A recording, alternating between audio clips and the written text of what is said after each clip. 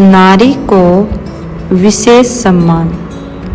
कहा गया है, यत्र पूजन्ते नर्यस्तु रमन्ते तत्र देवता है। जहाँ नारी की पूजा, नारी का सम्मान, वहाँ देवताओं का वास होता है।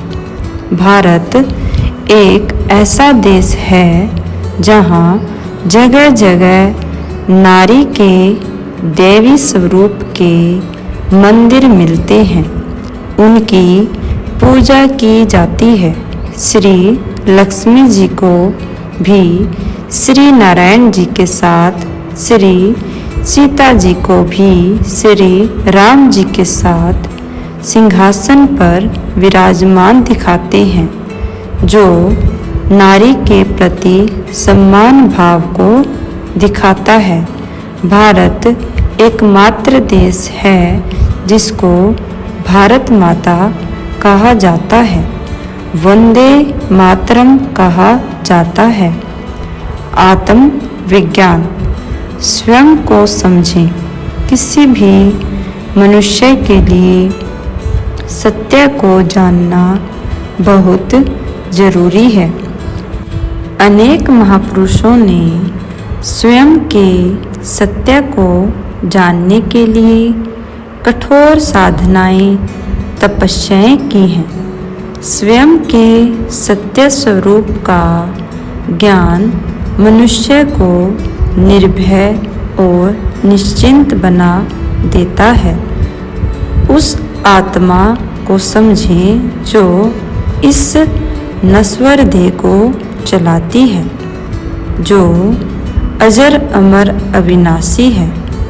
आत्म स्मृति में रह कर्म करने से मनुष्य विकर्मों से बचता है, उसकी भावनाएं शुद्ध होती हैं, उसके व्यवहार में दिव्यता आती है।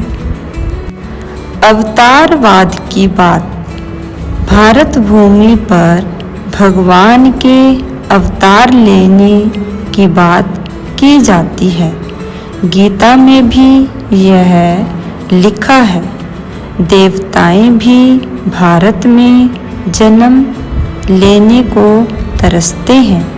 भगवान के अवतरण को लेकर अनेक मतें मिलती हैं, लेकिन धर्म गलानी के समय अधर्म का विनाश और एक सत्य धर्म की स्थापना अर्थ भगवान भारत भूमि पर अवतरित होते हैं। भारतीय संस्कृति में कर्म के सिद्धांत और पुनर्जन्म के सिद्धांत को भी प्रधानता दी गई है।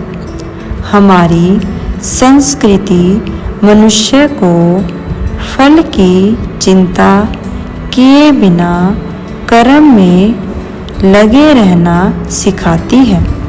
मनुष्य कर्म के बिना नहीं रह सकता, अतः उसे कर्म, अकर्म और विकर्म के ज्ञान को समझकर कर्म करने हैं। कर्म का फल अटल है। मनुष्य कर्म करने में स्वतंत्र है, फल लेने में नहीं।